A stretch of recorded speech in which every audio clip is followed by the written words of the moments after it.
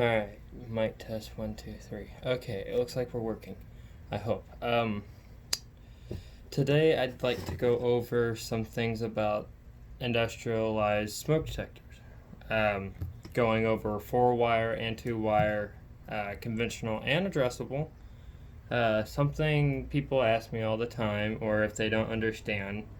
Every once in a while I'll take the time out of my thing and make videos, or I'll walk them through it. I figure it's about time to make an actual video. First, we're going to start off with a 2-wire conventional system sensor 2W-B. It's the common smoke detector that everybody knows that is called the i3. The common things with i3s on why they latch is that if they've been used with smoke, they get clogged. And there's like little screens throughout. And this one, I don't know how well you can see that. This one is clear because this one is actually my brand new detector. Now I've had some instance to where I had them when I got them brand new out of the box, that somehow, some way, that this button in here was latched, and my belief is that if that happens, all you have to do is hit something back in there until it pops back out.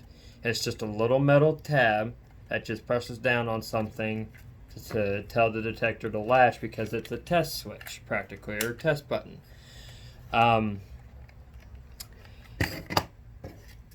This is its mounting bracket. I would show you how to mount one if I could right now, but right now I'm at the test bench explaining things. And other things about detectors is that they're also photoelectric and not photoelectric. Not photoelectric means it's got radiation. Photoelectric, it uses like, how do I exactly put this? There's like little beams in there that we can't see, but when it gets to a certain point inside that detector, it tells the detector, hey, I have something in the chamber, please set off my zone, and it goes back to the panel.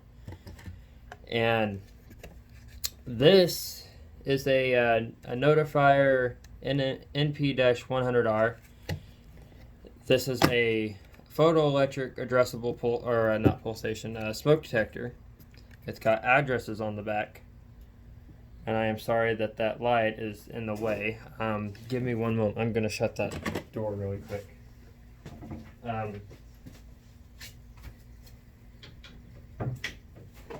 Hopefully I'll still have some light. Oh, I should still be good. One thing detectors have that have caught my eye, there's different ways of mounting stuff like this. You have this type, which are through these little holes, or you have detectors like this that have the same thing but just in a different style.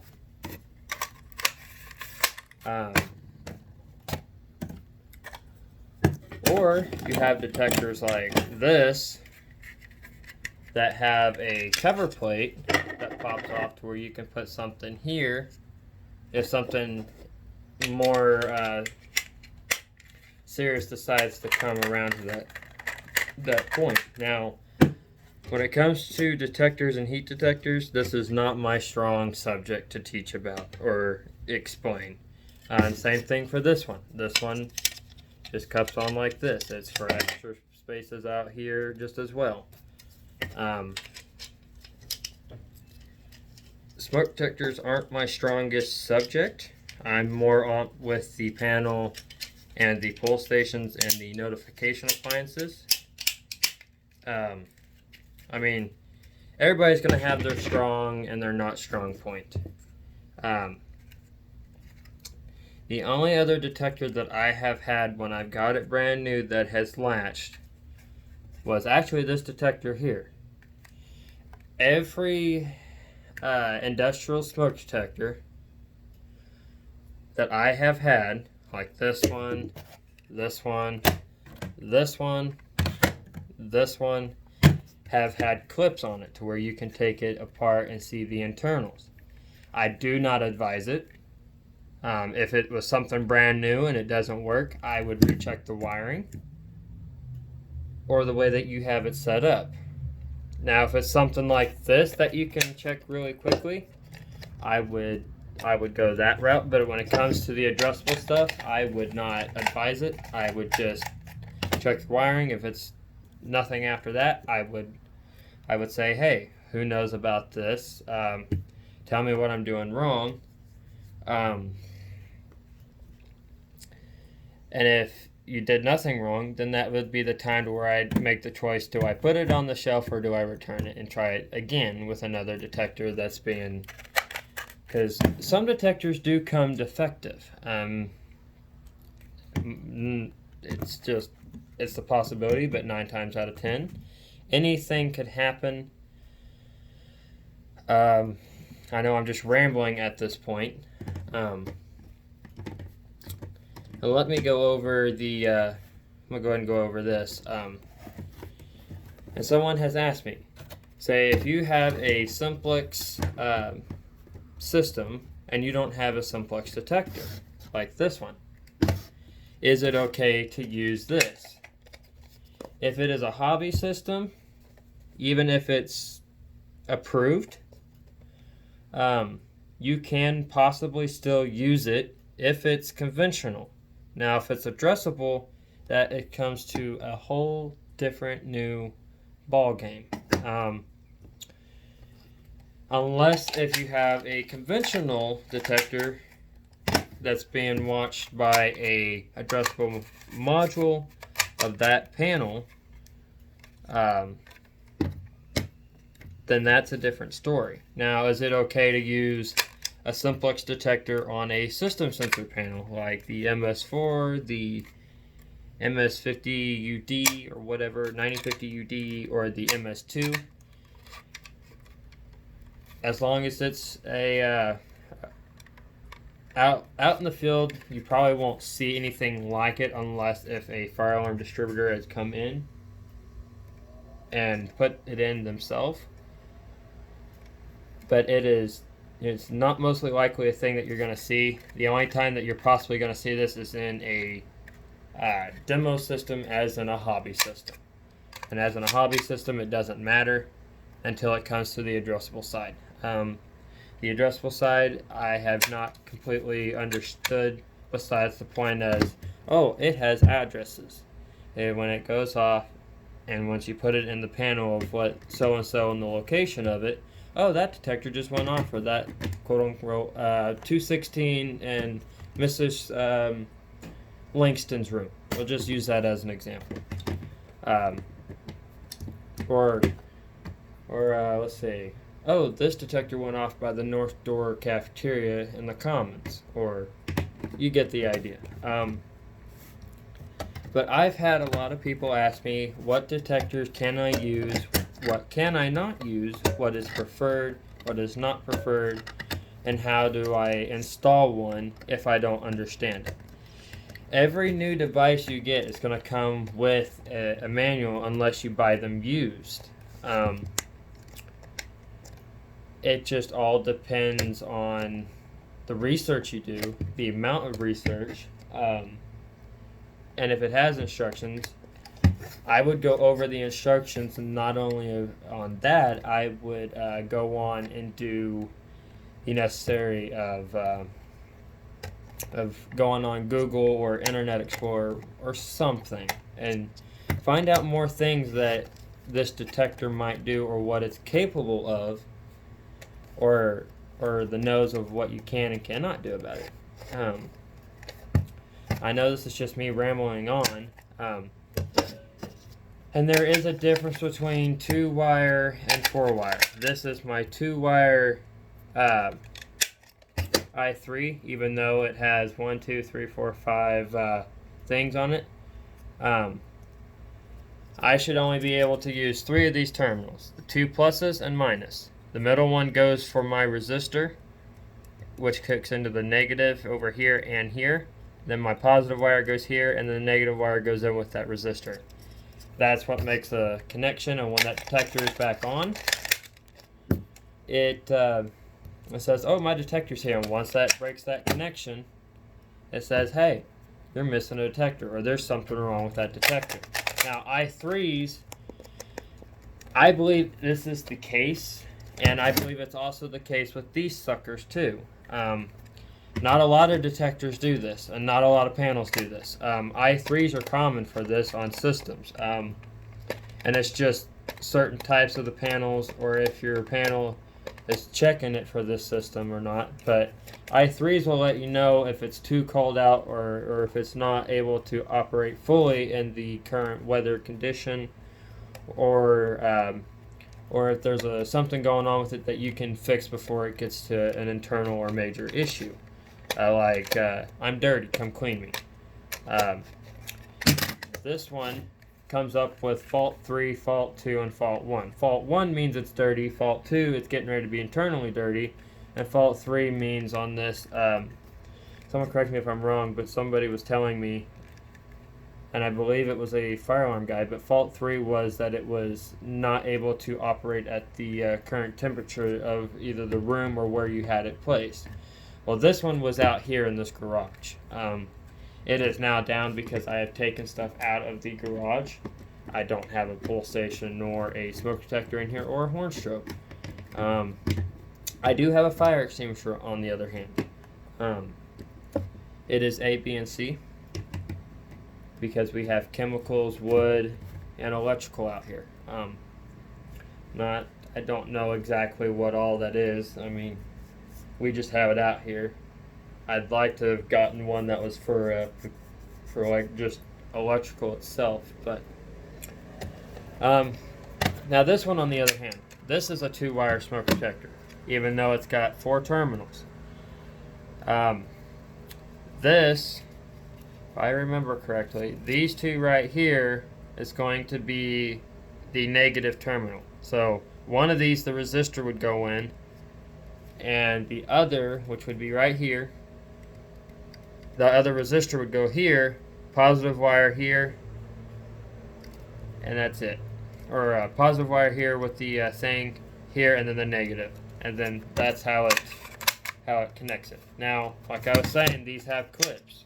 This one does right here, here, and then on the back, you can see it right here. There's a clip. You would pull that out.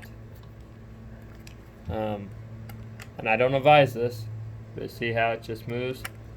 I don't know if you're able to see that. Now this one's not an issue.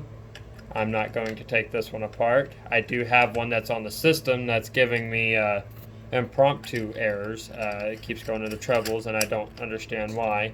I wish I had my MS4 working because it would tell me exactly why. And it's probably because it's right by a ventilation vent for like the AC and the heater and stuff, and it's probably just saying, hey, I'm in trouble because I can't operate at this temperature. Now, not every detector is going to also have a place to put a magnet like this one, or a test button like this one. Some plexes are known to either, if they have the light right down here or somewhere along the base itself, then that's where you're going to want to put the magnet. I'm not saying that because I want you to go out there and get in trouble. I highly advise you not doing that out in the public. Now, if you have a detector that looks like this, it's going to be around the LED. This one, clearly, this one I have an issue with it. I don't understand, but this one I have to put the magnet on top of the LED. This one I have to swoop it around once and then come right back around a second time to one of the nearest LEDs, which unlocks it to go into the test thing. Now this one also has a spot to where this came off an addressable system, but it was being washed by a monitor module. Now this one has a place that it had where you could put a jumper on it. But I didn't get that jumper. This one was at the panel itself, and that is why this one didn't get a jumper. When they get a jumper, it means it has 2 on that zone for this type of detector or for that system. This came off of a Siemens system. It was a weird way how they had it set up, but this detector was a pain in my arse.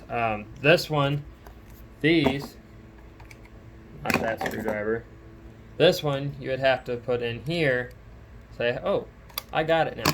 This one, some of them go in here, or they have to be clipped out, or if it's like the Slimflex detector,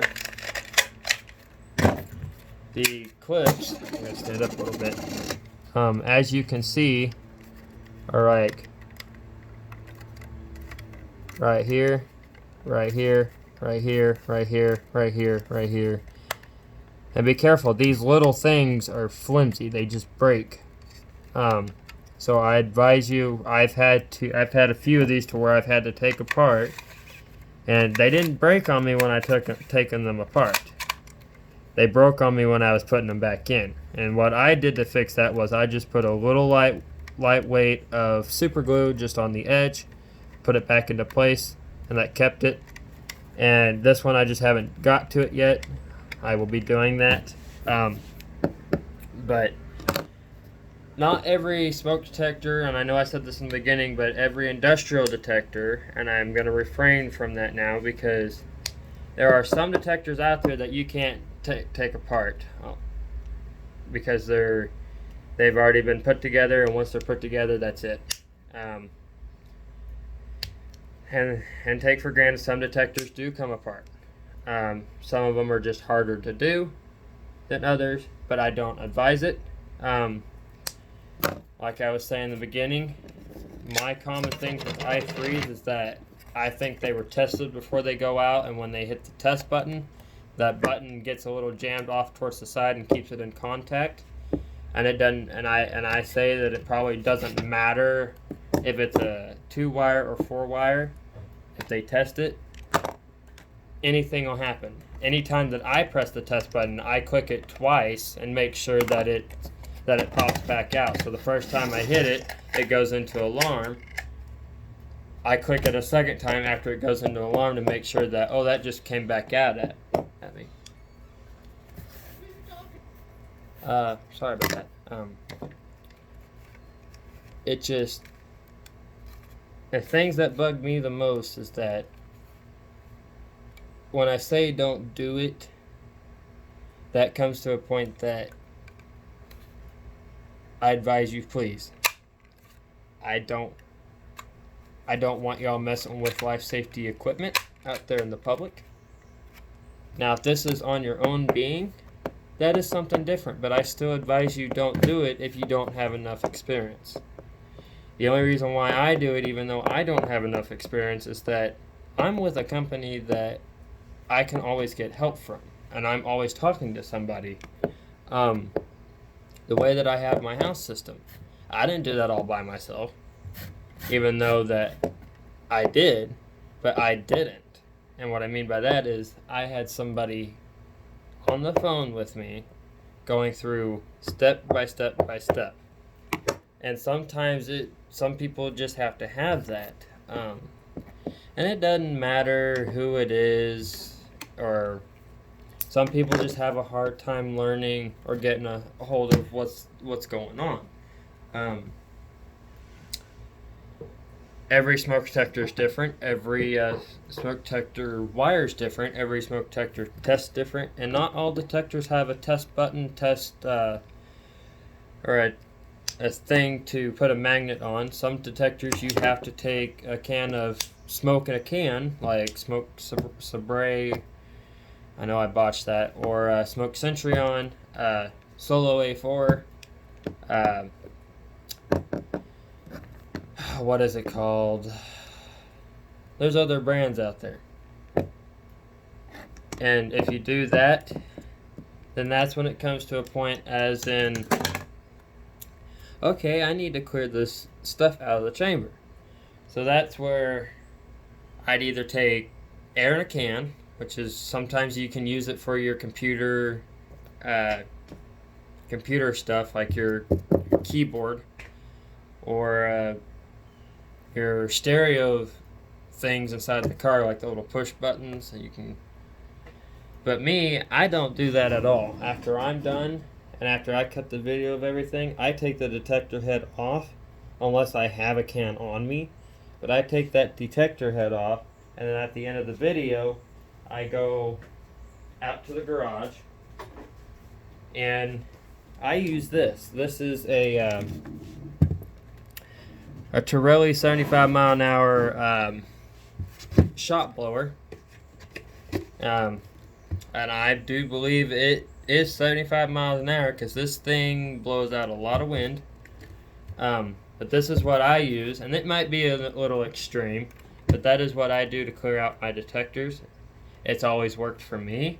I think it's better than a air in a can.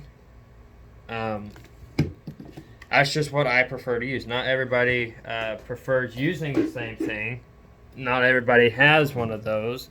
I'm not saying that you do or you don't either. I'm just, at this time and being, I'm saying not everybody can afford them at the moment or is willing to go out and just buy one. Oh, I could just buy this, it's cheaper. Or I can buy this at another date of time. I'm not saying that you have to go out and buy them either. That's just what I prefer using myself. I think I'm going to wrap it up here. I will get into certain type of videos to where I will post out there, and I will see if I can try to post this to YouTube. But with it just being on my regular phone, I don't know. I don't rarely ever show my face. But with it just being a bench talk today, or a bench lesson, this is my workbench. That's why I'm saying bench lesson. I guess I'll see how it goes. If you guys like the ideas of me talking about everything or a certain device, let me know in the comments, and I'll see if I can figure it out. I know I could post this to Instagram, so if anything, I'll probably put it on Instagram. Yeah, like I said, addressable stuff is not my cup of tea yet, or the go through of how to set up one. That I can do, but telling you how to do it, I can't do it. I'm sorry, guys. 4-wire detectors are not my thing either. I'd rather do 2-wire. This one I've had to make it over as in that, and then I just put 1 wire here and 1 wire here as in positive, and that's always bypassed it for me for making it 2-wire officer works for me. I have another detector that looks like this. That's a 4-wire detector that I can put on the same base as this, or I can put this on the other base. Works good for that. I will say that at the end of this video, I will most definitely gonna have to go take a shower now because it is extremely hot out here, and I'm sweating like a pack mule.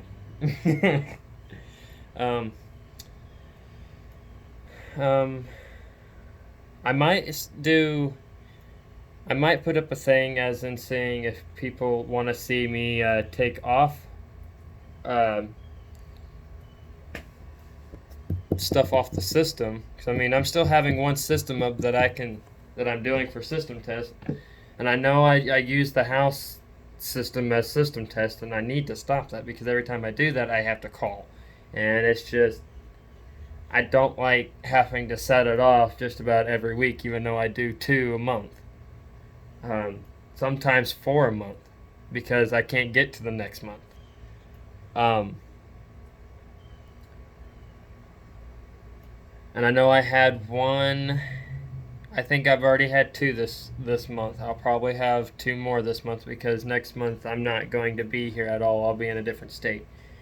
And new to come, the house system that we have, and I know I said this before, things have changed. I'm going to have to wait a little bit longer, so this house system is going to have to stay the same for right now. But new system is coming for the house system. I can't wait. I'm super excited. And the other system panel that I have right now is going to be sitting in storage until I have to go teach a school or something like that.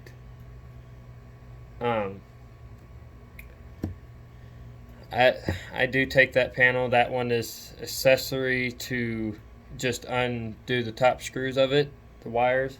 I always have extra stuff in the box that it goes in. It's got the same devices, and I go over. In fact, I actually took these two out of that device. I've never wired that one up on the system. I have another one in there, but this one always gets wired up in there. And I always put that in there just for show. And then this is just one that I removed recently. There's one in there like it that I'll teach in there every once in a while too. It just depends on the mood that I do on that. But yeah, if you guys would like to see more bench talk stuff on certain device or want an idea of what's going on, let me know. And also, if you'd like to see new devices being put up on system and the old devices being taken down as well, let me know and I'll figure out a way that I can set that up. And I will say not much has changed off the other system. I might go ahead and do a video of me taking off the old system and putting the new stuff on there. I'm not sure how that's going to exactly work, but I will figure it out. Trust me, I will figure out a way to do that. This next system test is going to be with the other system. I'm not going to use the house system this next test. Because, believe it or not, I feel like it's a more pain that I'm already calling like twice or maybe more throughout a month, and it's sad that they know my voice by now, because I don't just call about that. I call them to figure out when they're testing the tornado sirens or if they're gonna go off, or I also do tornado sirens if y'all haven't noticed. Man, this is a 28 video already. I didn't think it was going to be this long, but I'm into outdoor warning sirens, weather radios. I'll be having a video on that soon. It'll be the weather radio collection, and it'll be out here on this bench as well. I think I'll have another bench thing coming out too. I think it'll be coming out next Friday. This was just a now and then type of situation for this one. This is why this one's getting posted now. But I hope what I've gone over kind of helped or kind of put a way into the direction of how things should be. I don't know. And before I remove stuff, smoke detectors are going to stay the same on that system because they're permanently there. But it's not an issue. It's just I can take down the horn strobes and the pull stations. Besides one of them. One of them will stay there permanently. Like the one on the home system, there's one there that has to stay on permanently because I don't want to put up another module for it. Other than that, there's not much here else that I can go over that I'm too strong about. But I hope I put a light on what things should have been today, and let's hope. Anyways, this is Nat's Life Safety. I'm Nate, and peace out.